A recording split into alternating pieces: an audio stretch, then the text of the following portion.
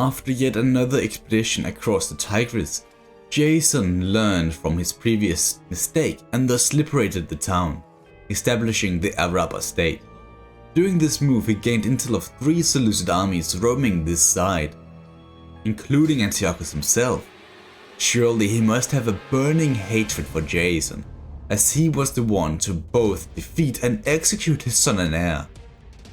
But taking on a commander like him is difficult. As a proven leader and dread commander, his infamous reputation had spread throughout the known world.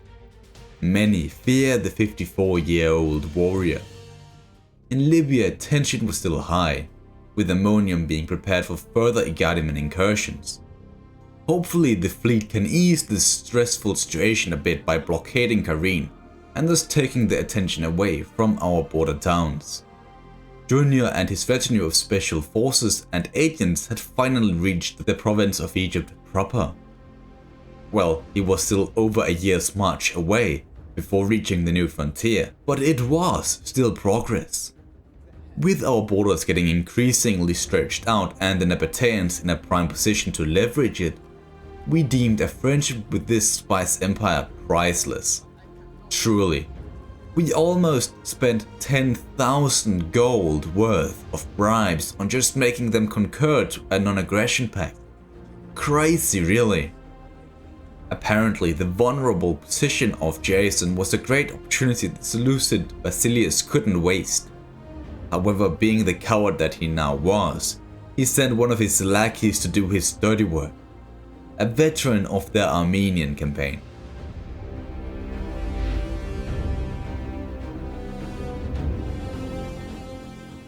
Okay, so I will make this quick as the battle was rather simple. We used our standard pike formation with the high ground on our side. As the Seleucid general didn't bring any cavalry, it allowed our Persian mercenaries to roam freely around the field, sniping enemy units. The infantry all got demolished by our pikes. Near the end, the enemy commander attempted to flee, but as this was Iason he was up against. He should know that wasn't an option.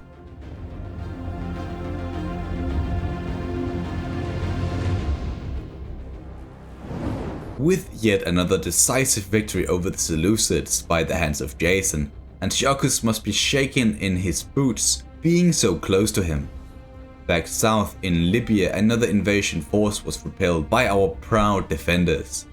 This allowed us to focus on more economic matters such as trade and acquiring new military reforms like the Thorios, a flexible unit type that can help us cope with fast-moving enemies, such as the desert tribes in the south and the independent states of Anatolia.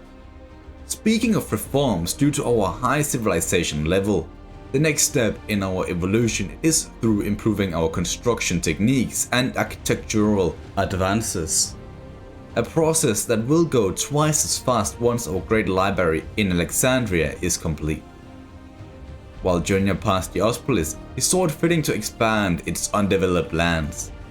At first, he wanted to build more farms to satisfy our needs, but quickly got convinced to seek the blessing of the gods instead. His father, however, was a bit more pragmatic with his city management, as he stood outside the Seleucid capital with 4 newly constructed siege towers.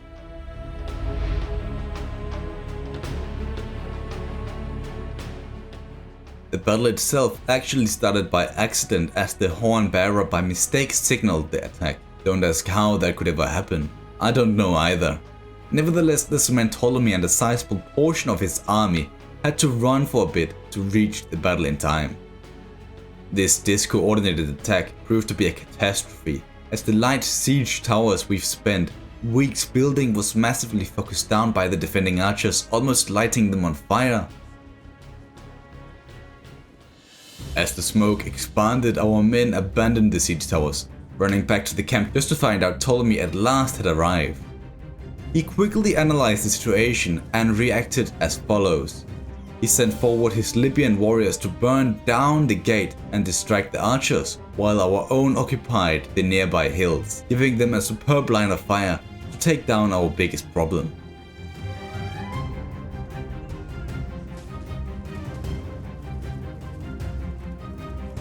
This was a huge success, which gave our towers and ladders a clear passage to the enemy walls. From here on out, it was a pure bloodbath.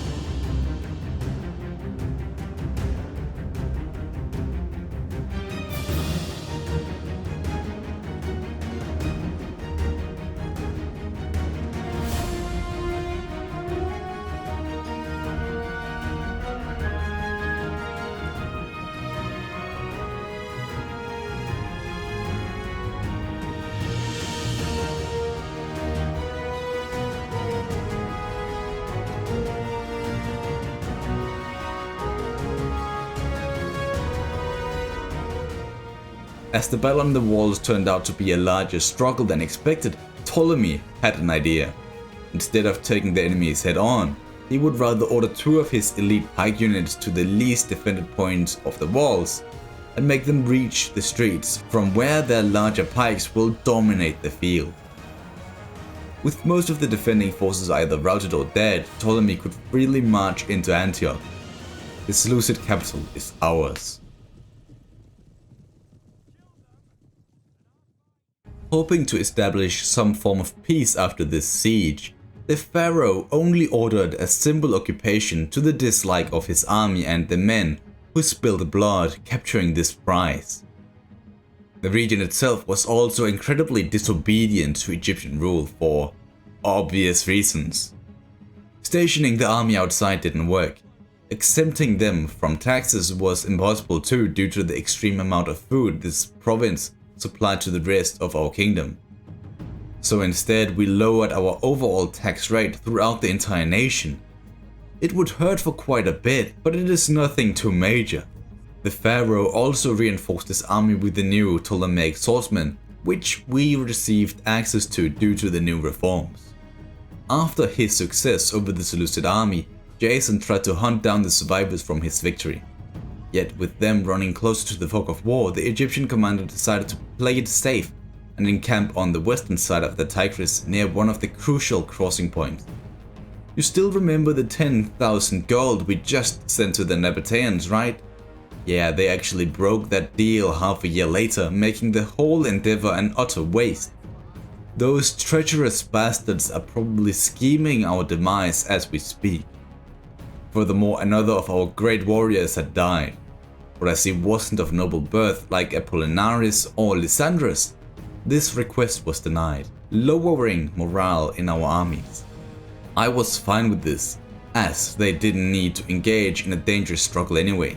Archelaus, the Seleucid defender of Syria, was found retreating after a major loss to our Pergamene friends. Fully understanding his end was near, the prime Seleucid general decided to die fighting. Despite him being a Seleucid supporter, I will have to give him credit. He deserved better. His departure from Syria also meant Kidnas was free for the taking. It was quickly delegated and occupied, which truly made a shift in the balance of power between the Diadochi. It will inevitably become another farming settlement. Some may call it dangerous to let our former enemies supply our entire nation food to serve. But I doubt the farmers themselves truly care who rules over them. All they want is peace and security, which we will grant them. How, you might ask? We will continue to liberate settlements east of the Tigris, creating an Iron Curtain, a series of smaller states supported by the armies of Egypt. A peace couldn't be established, so this is the best we are gonna get. Now that the north is somewhat secured, Ptolemy immediately prepared his army for his return to Libya to deal with the Igharimen who betrayed us. However, his departure from Syria will leave a sizable void for the Seleucids to take advantage of once they realize it is there. so the only clear move was to form a new legion. Aristophanes would be in charge of this task. It received a fitting name for the province it is meant to protect, and was given modern equipment fit for a modern kingdom such as ours. Junior would muster some of these units too, but at the expense of 2 of his archer units. In an effort to demilitarize Syria, Iason disbanded half of his entire army, only keeping his elites ready as a response force. A clear sign to the world that we have no intentions of continuing this conflict. By now most of our agents had arrived in Libya to assess the situation. Our Achilles fleet had blocked the Igharimen fleet from moving anywhere. One of their armies were fleeing across the desert, with reinforcements on their way from their homeland. Junior had just crossed Memphis, but his movement was surprisingly slow. Not sure why, but some expect it could be sabotage. At sea, the last few Seleucid ships were being hunted down by both Rhodian and Pergamene triremes. Gosh, I would hate to be on the receiving end of that one. No, sadly we have to deal with the Igharimen, who probably invested everything they had into this attack on our Achilles fleet.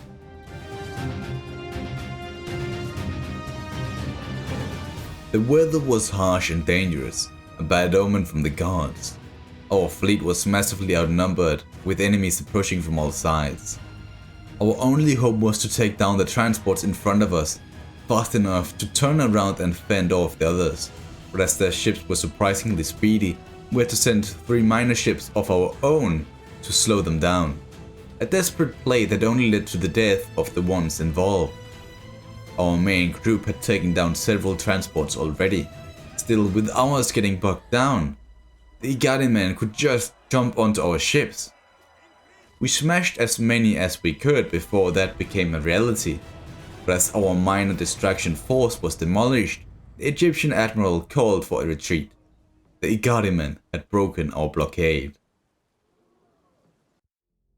The ones who survived sought refuge at the Carthaginian port Euphrantia, and would later take the long way back home to escape another disaster. Our spies have discovered another desert horde on its way towards us, with their own set of spies.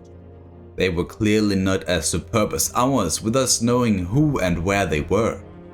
Our greatest hero from Ethiopia, Damianus, was thus sent on a mission to assassinate her, a task he easily accomplished. Unlike our second hero, Igharimen, who couldn't even raid the settlement. Damianus also tried to take out the Igharimen general but failed. At least his honor stopped him from taking payment from a failed mission. Kudos to him. To the north, things had taken a surprising turn. The Seleucids have formed 2 buffer states of their own, one in Massacre, and more importantly, Samosata, a town Pergamon failed to protect. They were a bit preoccupied with the Seleucid army moving through Sukma, but our vulnerability is still their fault. Now their army is moving straight for Kidnas. Ptolemy wouldn't help. No, his objective was to return south. Instead, he allowed Iason and this newly mustered legion to deal with this situation themselves. As it appears, they have much to do, as yet another threat looms right behind them too. The Galatians, a Celtic group of ferocious warriors who the Seleucids have kept at bay for now.